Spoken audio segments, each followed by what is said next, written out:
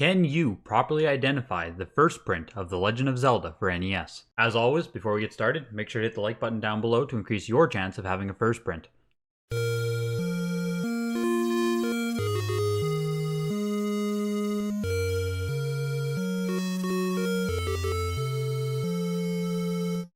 Releasing in Japan in 1986 and North America in 1987, The Legend of Zelda quickly grew into one of Nintendo's best-selling franchises. This is the iconic game that first introduced us to Zelda, Link, Ganon, and the beautiful land of Hyrule that we all still know today. I don't think it's any exaggeration to call it one of the most iconic and historic games ever made. But that's not what we're here for. We aren't here to gush over the immersive gameplay, compelling music tracks, or lovable characters. No.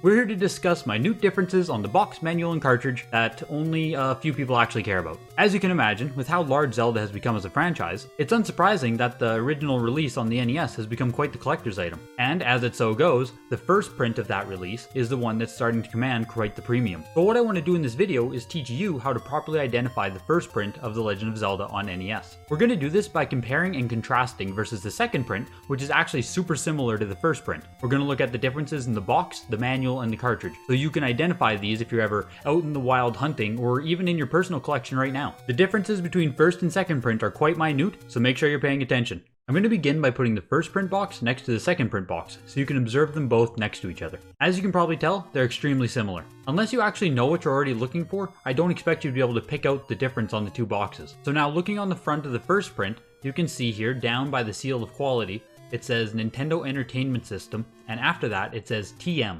And that stands for trademark. On the second print box, you can see that there's an R sitting beside Nintendo Entertainment System, and that stands for registered. This TM versus R is the main difference on the boxes that you need to know if you want to find the first print. And we know that the TM box is first because if the TM is written there, it means that Nintendo is in the process of trademarking it or have submitted the application. Once it changes over to R, it means it is now a registered trademark of Nintendo. So by using that, we can tell that the TM box is first in line, and then later they printed it again once it became a registered trademark. These TM boxes are getting very hard to find, especially in nice condition, and if you have one in your collection already, you can consider it a real gem. Alright, so those are the boxes. The next thing I want to cover is the manuals, and these are even more annoying than the box. So I'm going to put them back up on the screen again, side by side, so you can try and look for the difference on the two manuals. The first thing you're probably going to notice is that up in the top right corner, there is no code on the manual. So if you have a manual with a code in the top right corner, it is not the first or second print release. That would come later with a revision A box, so at minimum you'd have a third print. Have you found the difference between the two manuals yet? You're not going to. They're the exact same on the front. And that's where this becomes super annoying to try and piece together a first print if you don't already have the manual. So now I'm going to put up pictures of the first page of the manual, and this is your only chance of actually finding the difference between the first print and the second print manuals.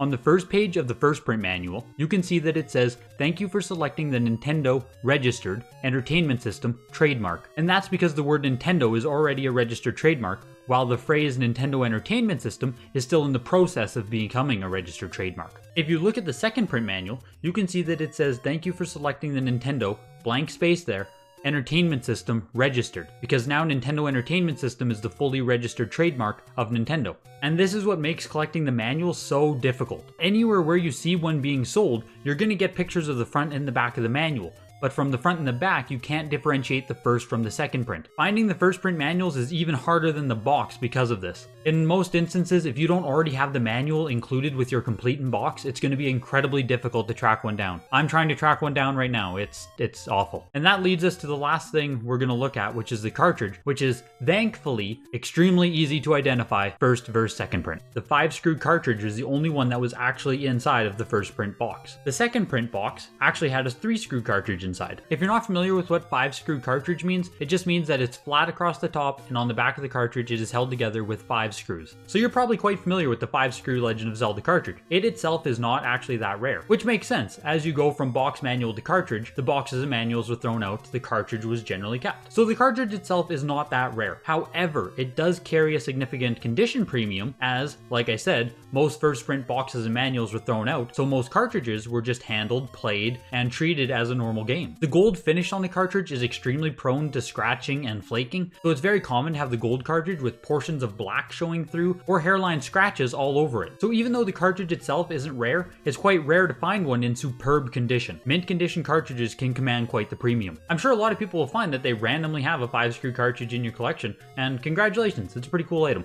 The last item that completes The Legend of Zelda on NES is the Maps and Strategies poster that was included with all print runs of the game. As far as I'm aware, there's no difference on the maps between print runs, so you could hypothetically pair any map from any print run with the first print. This might change over time as new information is found, but as far as I can tell and from everything I've seen, any map will fit with any variant. The map itself, again, is a very hard item to find in mint condition. A lot of them were used by kids who wanted to get some tips and strategies for the game. As you can probably start to tell, even if finding a first print complete is hard, finding a first print complete mint is near impossible. I don't believe first print exists factory sealed, and the highest complete in boxes are hovering around 9.0 condition. So just to recap everything we went over, if you want the first print box, you need to have the TM box. That's what it's called. If you're gonna go look for one, you can type in Legend of Zelda TM box. Most people know it by that. If you want the first print manual, you have to have it say Nintendo Registered Entertainment System trademark on the first page. If you want the first print cartridge, you have to have the 5-screw gold cartridge. And for the map, you can find a nice one and pair it with your first print. I hope a lot of you go and check your collections and you can find that you do indeed have a true first print Zelda. It's a game that is starting to command quite the premium. Hopefully you have one in nice condition too and you have a true collector's item there. If you do end up finding one, let me know down below. I would love to hear about it. Hopefully you learned something in this video. Until next time.